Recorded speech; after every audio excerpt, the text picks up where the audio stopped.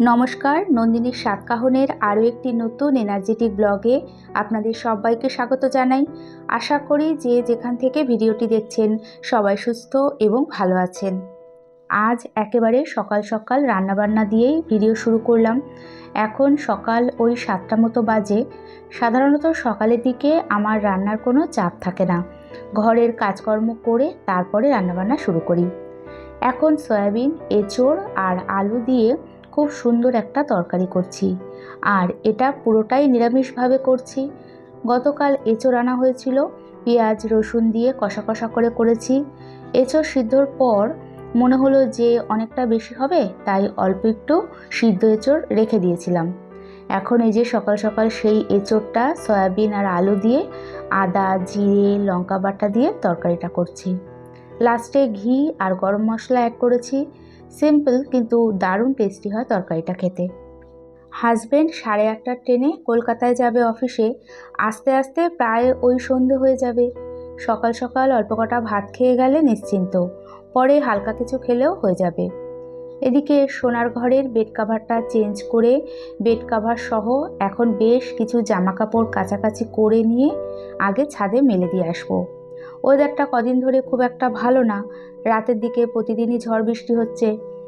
প্রতিদিন সকালে যদি 1 ঘন্টা টোটাল ঘর গোছানো পরিষ্কার পরিচ্ছন্ন এই কাজে সময় দেওয়া যায়, তাহলে দেখবেন যে ঘরবাড়ি গুছিয়ে রাখা খুব একটা কষ্টকর না। তবে প্রত্যেকের হয়তো সেটা সম্ভব হয় না, অনেকেরই সকালে রান্নাবান্না করতে হয়। তাছাড়া প্রথমত ঘুম থেকে ওঠার ব্যাপারটা খেয়াল করে দেখবেন, যত ভোরে ঘুম থেকে ওঠা যায় তত বেশি হাতে সময় থাকে। ভোরবেলা ঘুম থেকে ওঠার ফলে কাজকর্মগুলোও যেমন তাড়াতাড়ি হয়ে যায়, আর নিজেদের মধ্যেও ঘরের কাজবাজ করার একটা এনার্জি আসে। ভোরবেলা ঘুম থেকে উঠলে একটু হাঁটাহাঁটি, এক্সারসাইজ, প্রাণায়াম এগুলো করার জন্য সময় পাওয়া যায়, আর আজকাল এগুলো কম বেশি প্রত্যেকেই করে। অ্যাকচুয়ালি প্রতিদিন একই রকম কাজে নিজের এনার্জি বজায় রাখাটা খুব প্রয়োজন। বছরের পর বছর ধরে ঘরের কাজ করে আমরা মোটিভেশন হারিয়ে ফেলি, আর এই মোটিভেশন বা কাজ করার উৎসাহ না থাকলে ঘরবাড়ির অবস্থা তখন শোচনীয় হয়ে যায়। আমাদের এই মোটিভেশন বা উৎসাহ শুধু আমাদের ওপরই এফেক্ট ফেলে না, পুরো পরিবার, পরিবারের লোকজন সবার ওপর তার এফেক্ট পড়ে। সবথেকে বড় কথা, কাজগুলো তো আমাদের কম বেশি করতেই হবে, আর ঘরের কাজগুলো তাড়াতাড়ি হয়ে গেলে আমাদের মেজাজটাও ভালো থাকে, খিটখিটে হয় না। এই ঘরের বেড কাভারটাও আজকে চেঞ্জ করেছি। আমি সোনার ঘরের বেড কাভারটা চেঞ্জ করে ওর ঘরটা গোছাচ্ছিলাম, তখন এই ঘরে বসেও কফি খাচ্ছিল, আর কফি পড়ে গেছে একটু। যাই হোক, এই বেড কাভারটাও তুলে একবারে কেচে দিয়েছি। কদিন আগেই চেঞ্জ করেছিলাম তো, তাই আজকে আর বালিশের কভারগুলো চেঞ্জ করলাম না। ঘরের যেখানে যা আছে সব কিছু গুছিয়ে ডাস্টিং করে নিয়েছি। এবার ঘর ঝাড় দিয়ে মুছে নিলেই হয়ে যাবে। তবে রান্নাটা এখনও বাকি আছে, ওই মাছের বরফ ছাড়েনি, পরে রান্নাটা করব। সকাল সকাল ঘরবাড়ি একটু গুছিয়ে নিতে পারলে তাহলে সারাদিন আর সেইভাবে ঘর গোছানোর টেনশন থাকে না। আগে যখন ভিডিওর কাজ করতাম না, তখন আমি সকাল ওই 8টা, কোনো দিন 8:30টার মধ্যেই আমার ঘরের যত যা কাজ আছে, ঘর গোছানো, কাচাকাচি, ঘর মোছা, স্নান, পুজো টোটাল কমপ্লিট করে নিতাম। লাস্টে প্রায় ওই 10টার মধ্যে রান্নাবান্নাও হয়ে যেত। তখন থেকেই আমার এই অভ্যাসটা রয়েছে যে ভোরবেলা ঘুম থেকে ওঠা, তারপর ওই 1 ঘন্টার মধ্যে আমার সমস্ত ক্লিনিং কমপ্লিট হয়ে যেত। আর যেহেতু কোনো হেল্পিং হ্যান্ড ছিল না, তাই ঝটপট করে এক মনে কাজগুলো করে নিতাম।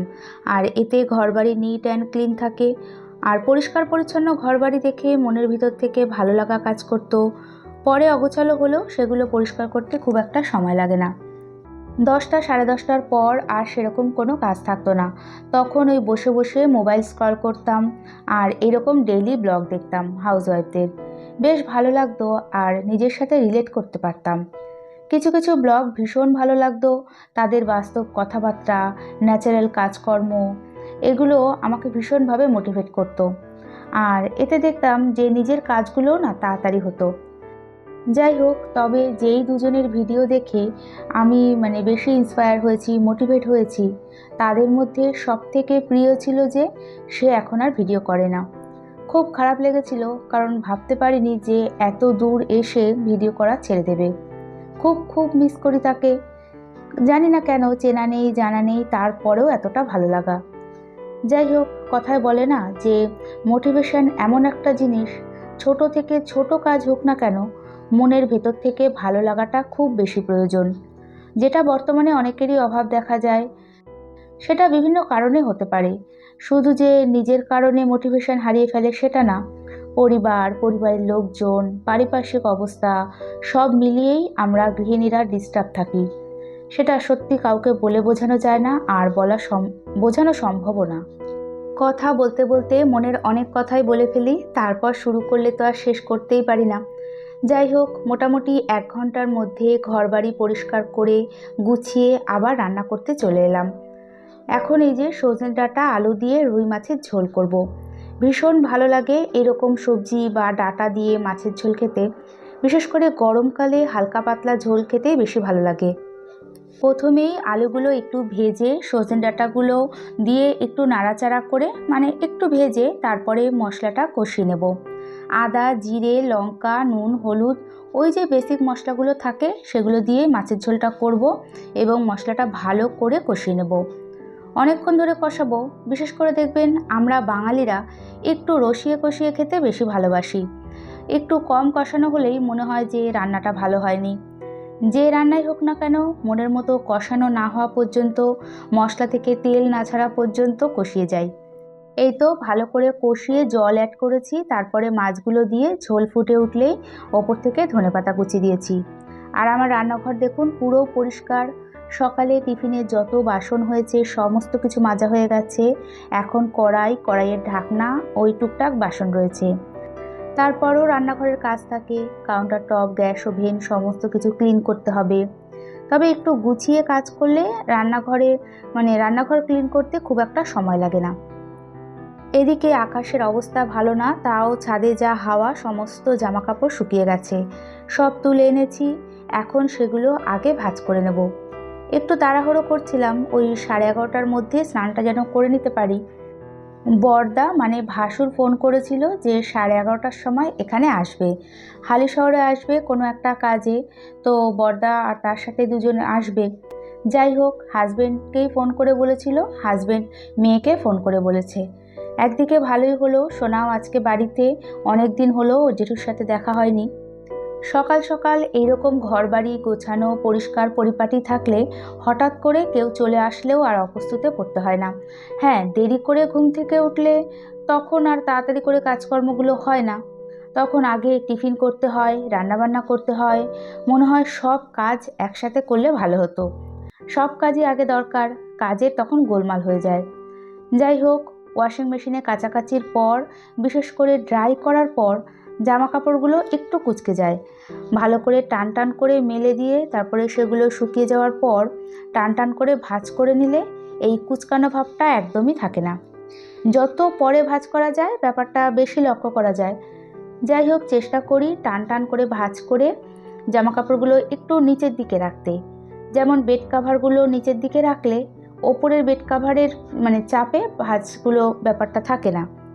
এরই সাথে ভিডিওটি দেখতে দেখতে কোথাও এতটুকু ভালো লেগে থাকলে একটা ছোট্ট লাইক করে দিতে ভুলবেন না।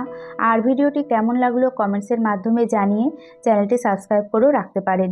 আর কাজগুলো যদি আপনি অলরেডি করে থাকেন তাহলে আপনাকে জানাই অসংখ্য ধন্যবাদ। ঘরের সমস্ত কাজ কমপ্লিট করে এখন ওয়াশ বেসিনটা আর তার উপরের আয়না সাথে সেলফটা পরিষ্কার করলেই হয়ে যাবে। জামা কাপড়গুলো ভাঁজ করে একটু দোকানে গিয়েছিলাম। দোকানে বলতে আমাদের ফ্ল্যাটের গ্রাউন্ড ফ্লোরে একটা গ্রসারি শপ হয়েছে, সেখানেই গেছি। হ্যান্ড ওয়াশটা একদমই শেষ হয়ে গেছিলো, ছিল না আনার কথা মনে। যাই হোক, ঝটপট করে একটা হ্যান্ড ওয়াশের বড় প্যাকেট নিয়ে এসেছি। আমরা যেটা ইউজ করি সেটা ছিল না, অন্যটা এনেছি। এবার প্রথম এটা ইউজ করব, জানি না যে স্মেলটা কীরকম হবে। ঠিক আছে, অসুবিধে নেই, নিচেই দোকান আছে, এই একটা যা বিশাল বড় সুবিধা। বেসিনে প্রথমেই একটু হারপিক মাখিয়ে রেখেছিলাম, তারপরে আয়নাটা পরিষ্কার করে নিয়েছি। আর বেসিন রোজ দিন পরিষ্কার করি না, ওয়াশ বেসিনটা একদিন পর একদিন করি। যাই হোক, এখন এটা ভালো করে পরিষ্কার করে তারপরে হ্যান্ড ওয়াশটা ঢেলে স্নানে যাব। স্নান করে বেরোনোর পর ঘর, রান্নাঘর নিট ক্লিন দেখে আমি তো ভীষণ শান্তি পাই। শুধু আমি না, আমি লক্ষ্য করেছি এই ব্যাপারটা অনেক গৃহিণীদের মধ্যেই লক্ষ্য করা যায়। তবে হ্যাঁ, কাজের তো শেষ নেই, সন্ধ্যের পর থেকে আবার কাজ শুরু হবে। যাই হোক, একটা সংসারের সমস্ত কাজ টাইম টু টাইম একা হাতে করার জন্য আগের দিন রাতে বা ভোরবেলা একটু প্ল্যান করে নিতেই হয়। এরই সাথে আবারও দেখা হবে এই আশা নিয়ে আজকে ভিডিওটি এখানেই শেষ করছি। আর এতক্ষণ আমার সাথে থাকার জন্য সবাইকে জানাই অনেক ধন্যবাদ।